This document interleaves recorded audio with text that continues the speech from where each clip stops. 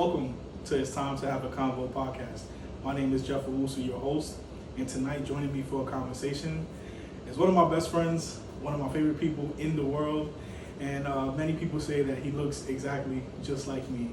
Reigning from the Bronx, New York, by way of Ghana, West Africa, is my guy, my guy right after me, born in '96, my brother, Jeremy Owusu. So again, welcome to It's Time to Have a Convo podcast. This is your host, Jeff Owusu, and for tonight's conversation, we are joined by none other than my brother, my blood, out of the Bronx, New York, by way of Ghana, West Africa, '96, shout out. My brother, that's Jeremy Owusu. What's going on, my brother? How you feeling? Yo, what's going on, Jeff? How you feeling, bro? Chilling. I'm glad I got you able to be in the seat tonight. Thank you for doing this. This is really means a lot to me. Very special. Facts.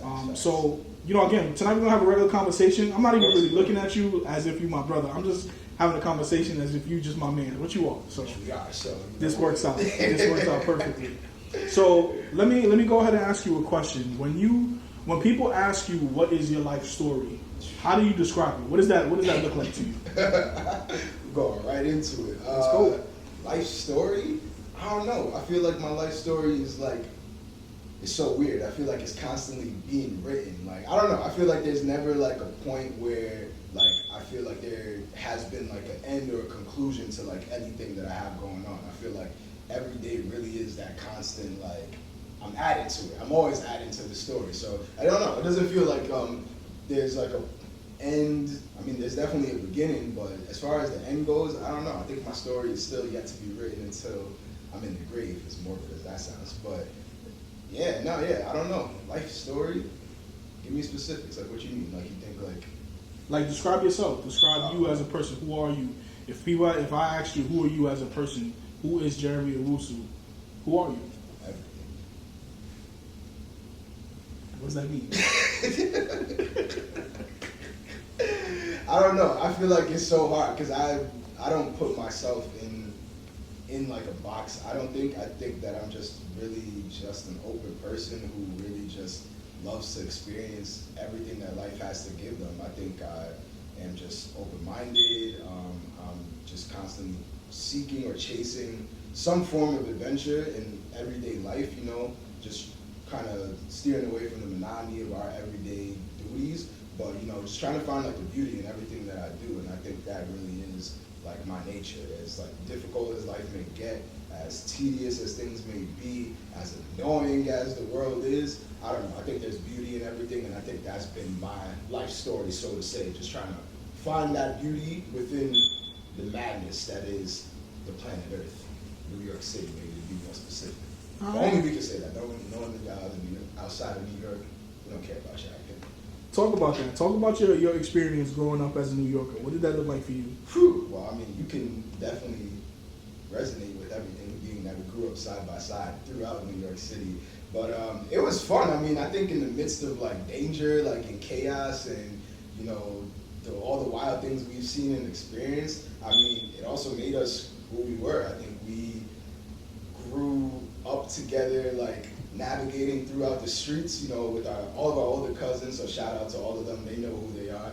And us just kind of molding each other and really learning from each other within the outside of our own complex, traveling through the Bronx together, getting older and being able to travel to other parts of New York City. It really made us who we were, and it gave us that sense of independence from a young age. It gave us that sense of responsibility. And obviously us growing up in our household, we knew our rights from wrongs, and growing up in church as well. But once we took that time and really got outside, it was really up to us to kind of really make that mentality happen. What do we do when we're out here? And I think we did a really good job of just keeping each other accountable and making sure we were safe. And even though we used to fight, sometimes bicker in the household, all of that went out the window when we were outside, because we knew it was not everybody against us, but we knew that we had kind of this sworn duty to protect each other as family members. And New York City is tough. It's a rugged place, but I think it made it all the better for us to kind of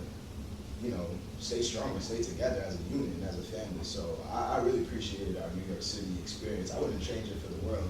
As much as I hate this place right now, I think that imagine if we grew up in Wisconsin. How crazy would that be? Owusu brothers from Wisconsin or Milwaukee, bro. Or Milwaukee.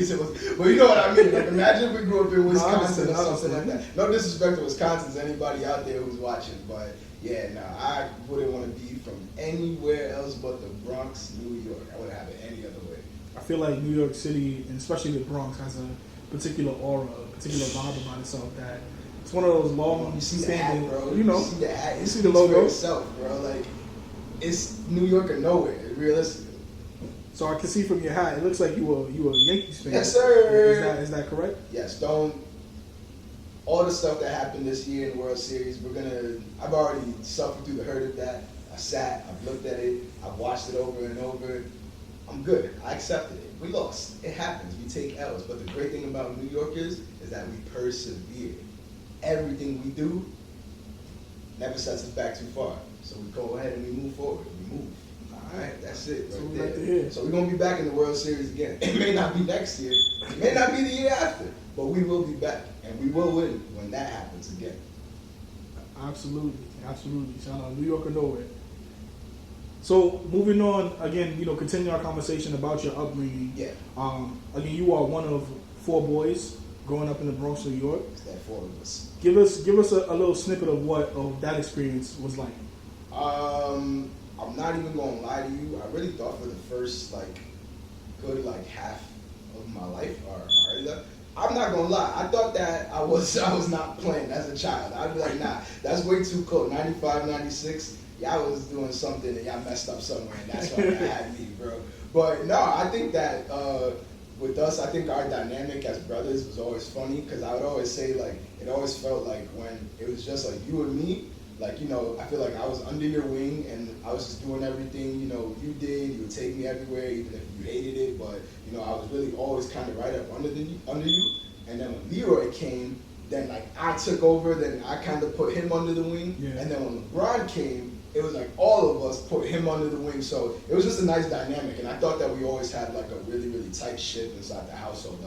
We did it all, bro. We loved to laugh. We watched movies, bro. We would have sleepovers, even though we literally lived together. We would make that. We had fun, bro. Right. We had a lot of fun as kids, and I thought that it was the coolest thing. And I always thought, maybe I didn't think of it that way when I was a kid, but as I got older, I really appreciated the notion of having siblings, really having people that are there with you, that is literally your blood, thick and thin. There's nothing you can do about it. Yeah, and it was literally growing up in a crib with all of your best friends. We just had so much fun together as kids, and it was really just us using our imagination too most of the time.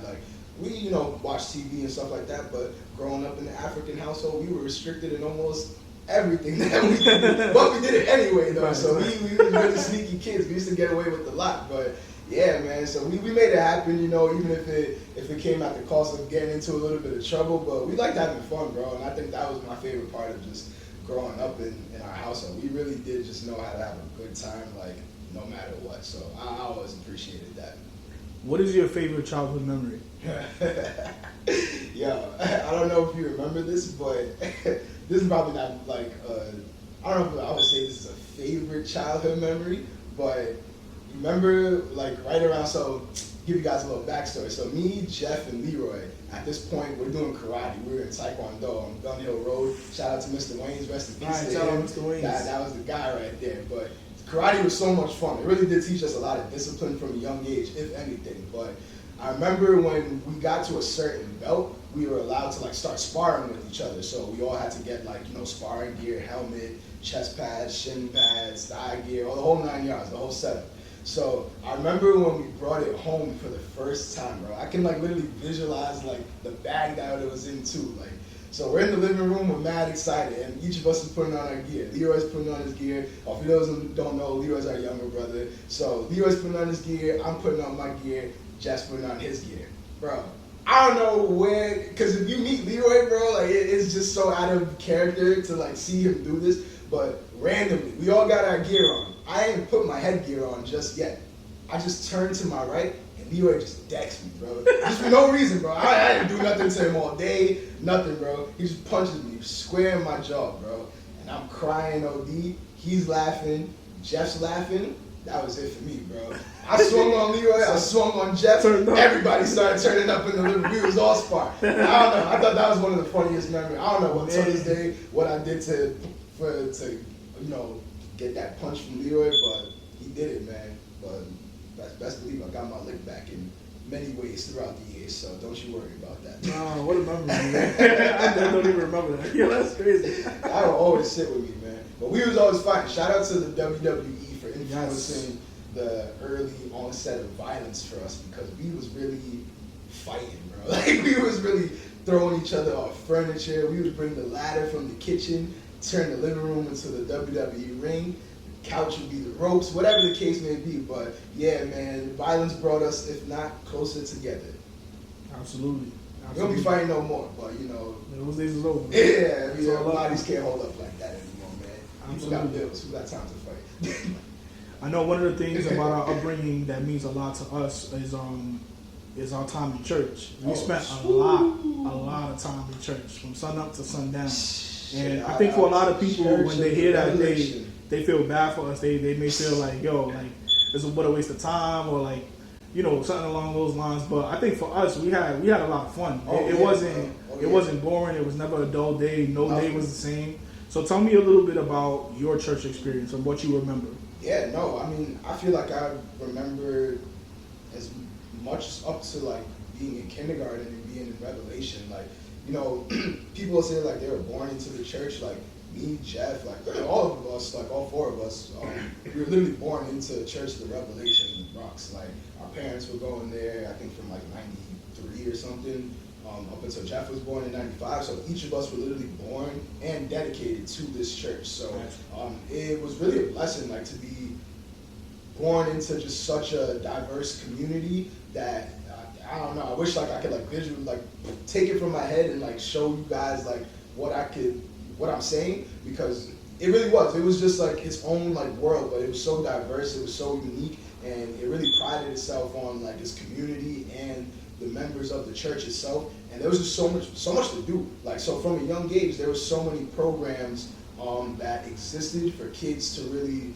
just develop their talents, develop their God-given gifts, and that was the case for us. Me and Jeff started in children's choir from like 4 to 5, so we were learning song structure and learning how to sing and learning how to rap and learning how to showcase this, but from a very young age. So that took away from me I think that fear of like performing, that fear of being in front of people, that fear of like public speaking, like just because we had that experience in church. And I'll never take that experience for granted, because that ran all the way up until we were teenagers, and we only had more fun and developed more into our creativity through the church. So I really, I thank God for like giving us the gifts that He did, and allowing us to grow up in such a place. And it's beautiful. I met my wife there.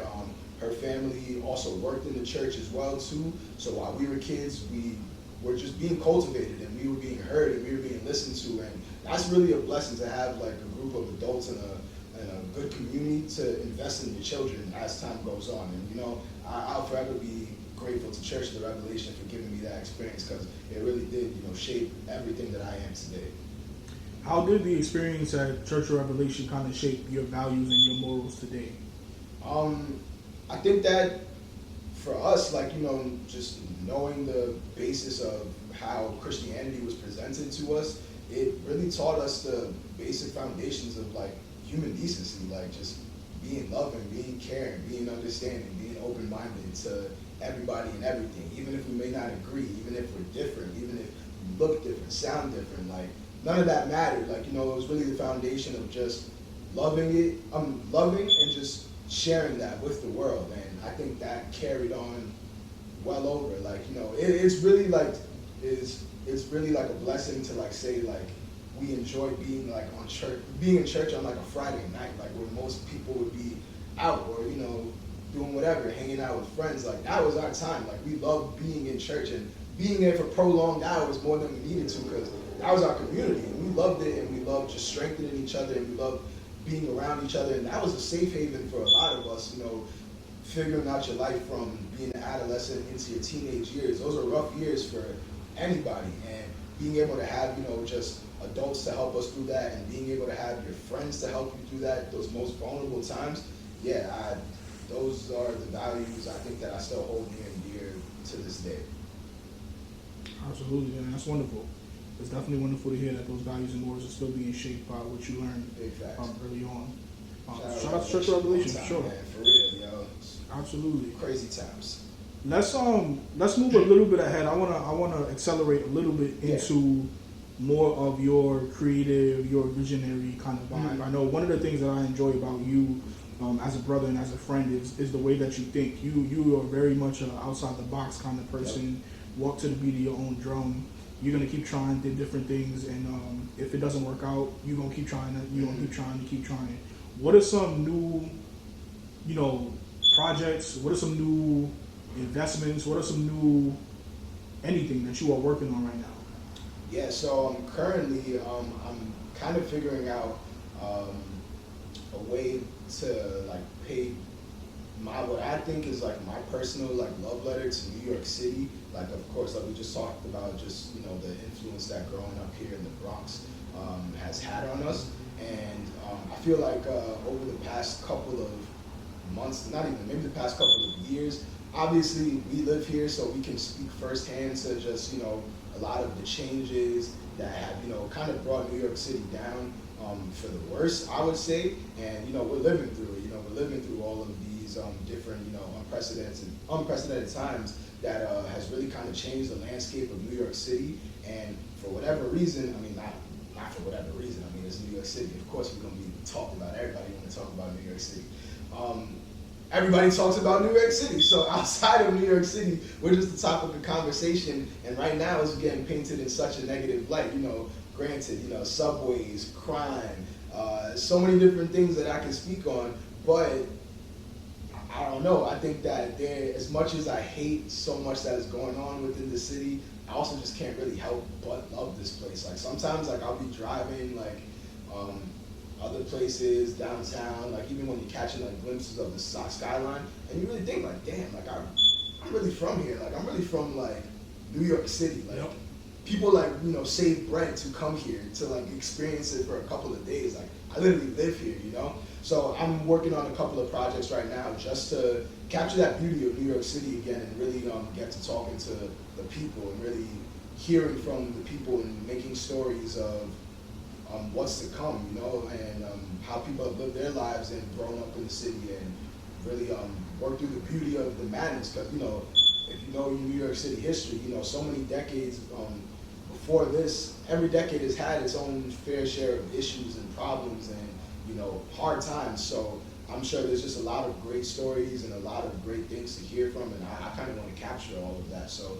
that's something I'm working on right now. And then of course, me being a fitness guy, I'm working on just different ways to just reach the masses and educate people on fitness. So like one thing that I see in social media right now, so many people are like, they self-proclaim like fitness gurus, like just kind of giving out any which information that they deem necessary. Some of it good, some of it bad, and I think there's a lot of that that's just getting like unchecked. So I want to kind of flip the script on how like fitness education is delivered to people, and I'm hoping I can just figure out a way to do that effectively. So that's one thing I've been working on and looking to develop that a little bit further this year.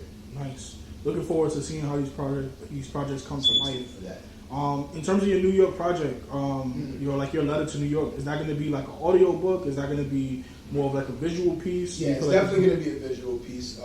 More like a little web series of the sorts. I want to kind of turn it into like a whole like episodic, like kind of show of the sorts. So working on the creativity, I've been kind of putting that together for a couple of years. These things take time, and we all got jobs, bro. So it'd be hard to really designate time for these things. But I'm passionate about it, and I've been working at it for a long time. So I'm glad to finally put it to fruition this year. So yeah, it's definitely going to be a visual piece. I'm a visual guy, so like I like seeing things with my eyes and really taking it all in. That's my type of art right there. So yeah, I'm excited to bring that to the world. So definitely stay tuned for that, my people. It's going to be a fun one.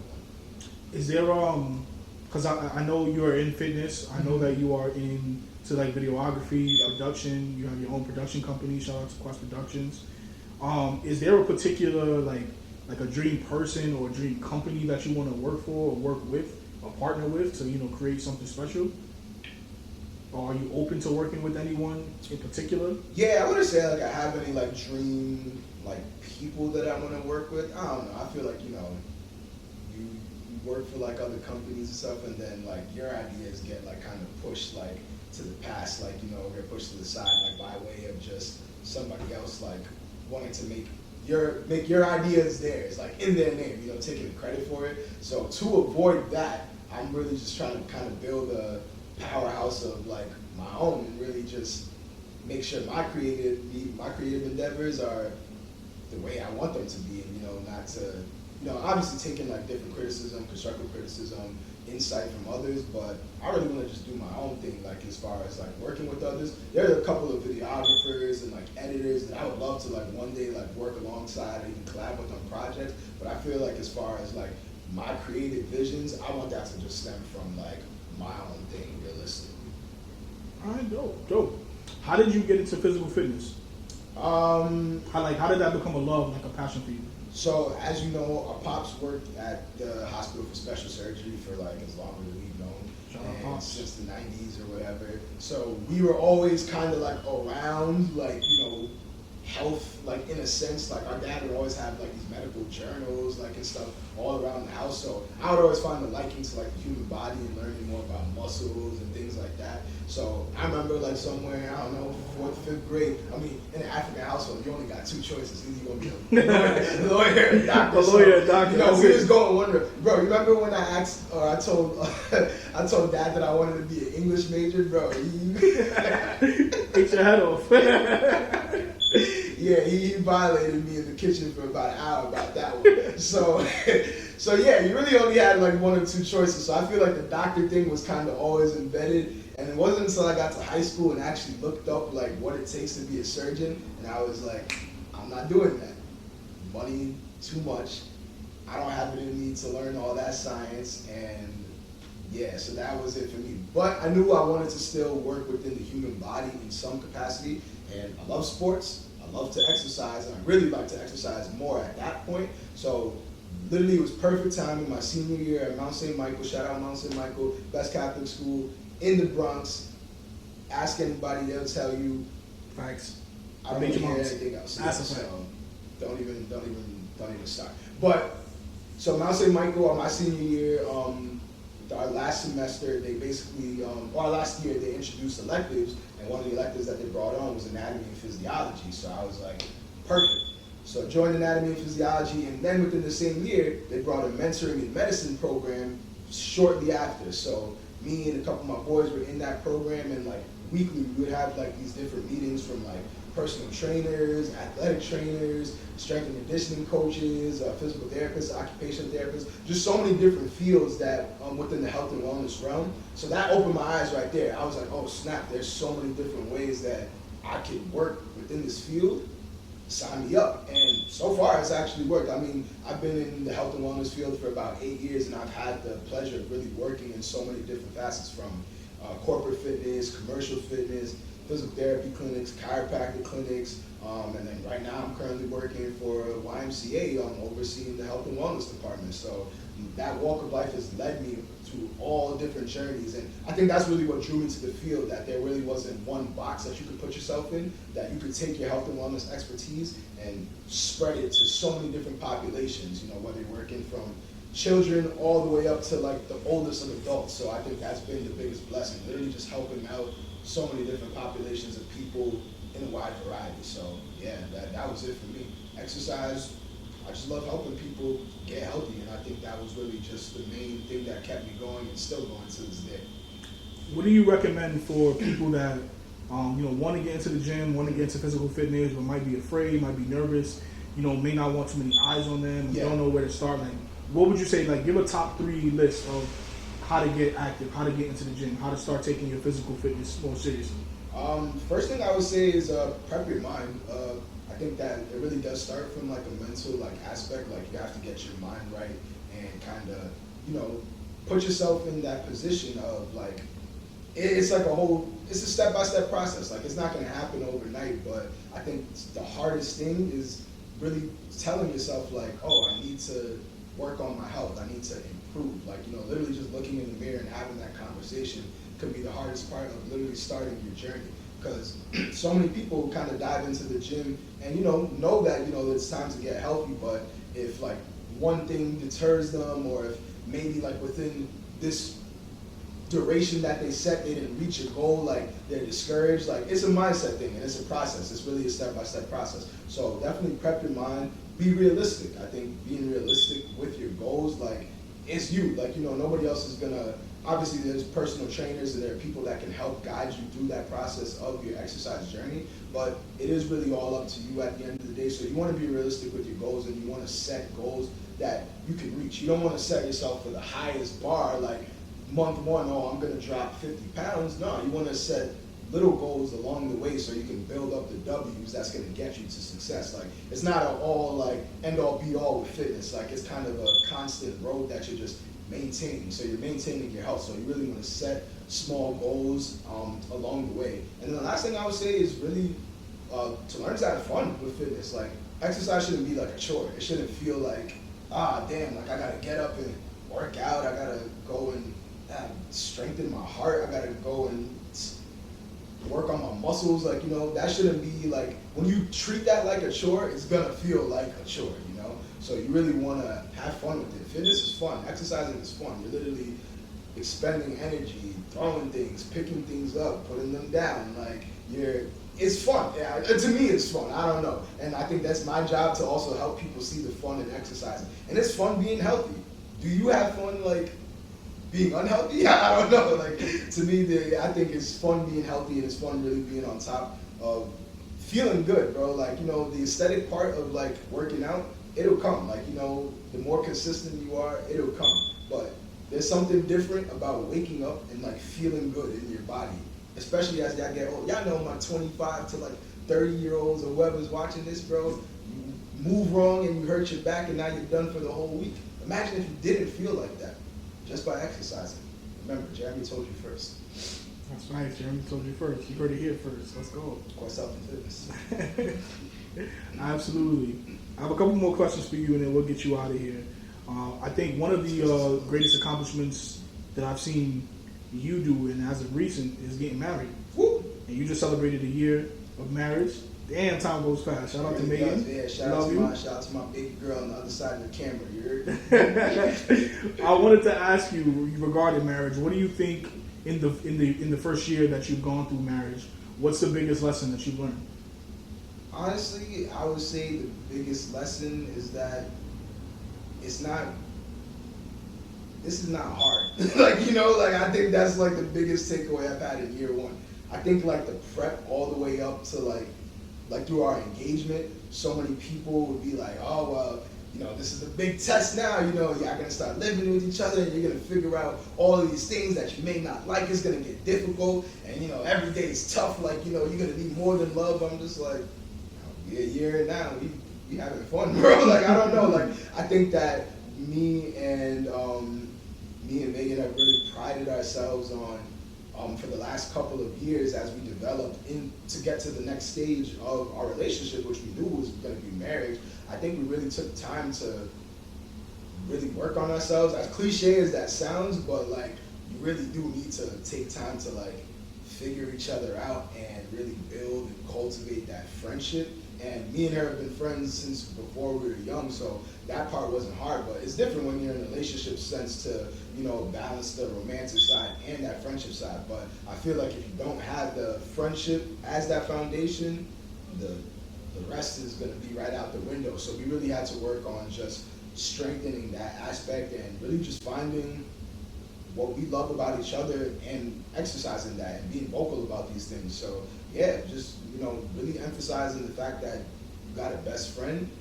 The love part comes right after, and it's so easy. So yeah, I never really understood all the people who would be like, yeah, you know, marriage is just this and this, and it's just gonna get tougher as the days go. I'm finding it easier as the days go, truthfully, if I have to be honest with you. So yeah, I'm really having a blast. So I think, yeah, just taking the time to really form that foundation and that friendship factor of the relationship is like major key right there. So Nice. yeah, Nice. And of course, just wishing y'all nothing but success appreciate that.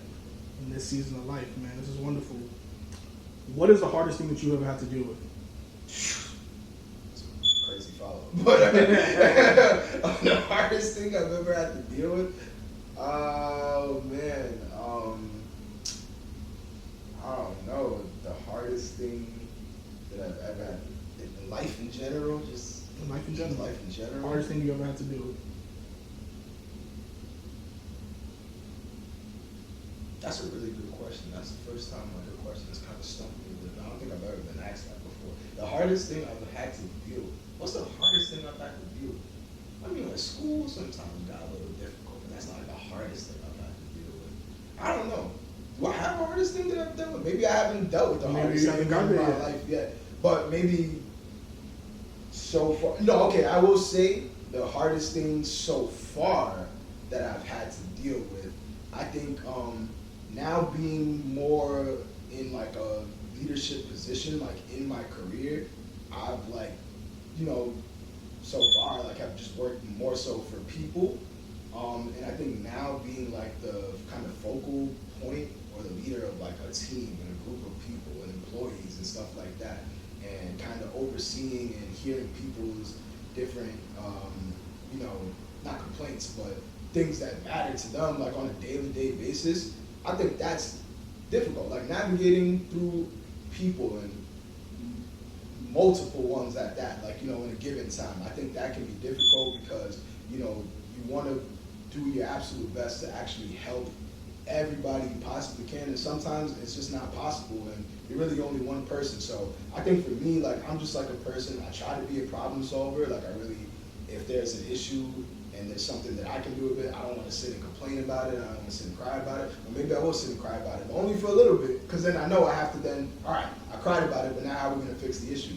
And I think that not being able to do that for everybody sucks, like in a leadership position. Like, you know, I feel like I'm only one person, and just juggling the opinions and the thoughts and the wants and the needs of everybody, I think that can be hard. So I think stepping into that role this year has been quite like the change for my mental, but it's shaping me up to be a better leader at the end of the day, and I always accept the challenge. So I'm enjoying the process of kind of learning how to be better through that and really work through this kind of change of life. And I'm just looking forward to see where it brings me into this year. So I'm having a good time, but you know, it's challenging, but at the end of the day, it's a rewarding thing, and it's a blessing to be put in a position like that. As much as given, much as required. Exactly. Let's go. Heavy is the head. That's right. That's right. I'm gonna get you out of here on this one. When you think about your life and the way you envision it, the way you want it to look like, do you feel like you're in a position right now where you're living the life you truly want to live, or you feel like you still got more to go? There's still things that you want to accomplish, still things that you want to get done, still things that you may be lacking in? I think naturally, just like as human beings, we always like there's always we always kind of have like a maybe the grass is greener mentality. I feel like we just naturally have that towards every single thing of our lives and everything that we do. But as of late, I've been trying to really just not to say that I feel like I've been like I'm grateful or anything like that, but I'm really just trying to kind of hone in and really take in every day, like, you know, really love and accept the process of like struggles too. Like, you know, I think that only makes you stronger and makes your mentality a little bit more sharper as you naturally course through life. Because I don't feel like there's ever going to be a point in life where I feel like I have it all. Like wow, like I did it. Like I can sit back now and be like, yeah, I'm done. I feel like there's always just something to learn. There's always something to grasp. And even if you feel like you've gotten to like the highest like achievement that, you know, you set for yourself, there's always going to be something more that you're going to want. It's just natural. Like, and I think that at this point in my life, I'm just trying to love the process even in its most difficult days. And I think that especially in this point of our lives now, there's like there's no skipping like any steps. Like, you know, these like hardships are made for us to go through, but I think you can look back on like certain hardships and be like, all right, like if I was at this point maybe last year and now I'm at a different point, and maybe that difficult point that I was at last year, that was for a reason, to bring me to this point now, and like I learned something from that point. So I'm trying to take everything as a lesson and trying to take everything as is and really enjoy the moment, because I can't sit and worry about what's going to happen tomorrow. I don't really know what's going to happen.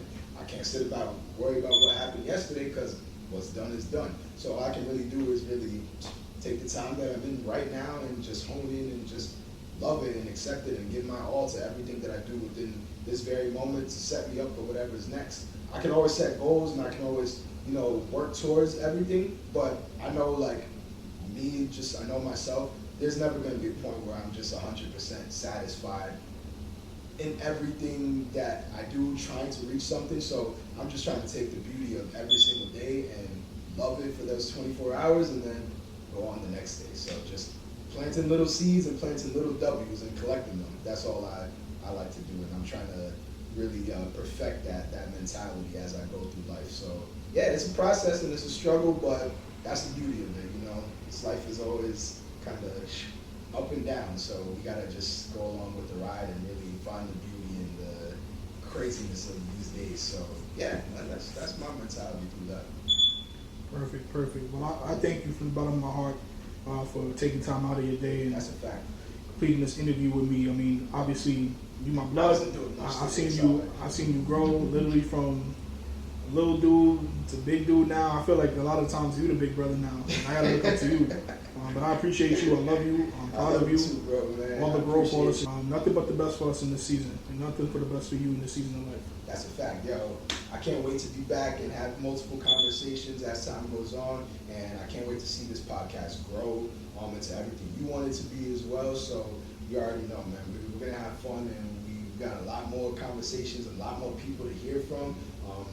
I know, just a great group of just talented and like-minded people. So it's gonna be a blast just hearing from all the people and all the different walks of life and all the experiences that they have to give. So yeah, this is what it's all about. I think this is what the human experience is about, just sharing and connecting and just talking. I feel like the art of conversation is low-key dead these days, so we gotta just talk more, we gotta open up more, and we gotta just be more vulnerable and share things with our people and our loved ones, because time really does go fast. So we gotta make sure we're just preserving these conversations and just continuing to have them. So I appreciate you, and I think you're gonna do fantastic with this, and we're gonna have a ball. So that means a lot. That means a lot coming from you, man. I appreciate it. Ladies and gentlemen, our guest for tonight, my blood, my guy, Jeremy Owusu. It's time to have a convo. We'll see y'all again on the next episode. Take care. 2025. You already know how we come see us in October and judge World Series MVP. That's all I got to say.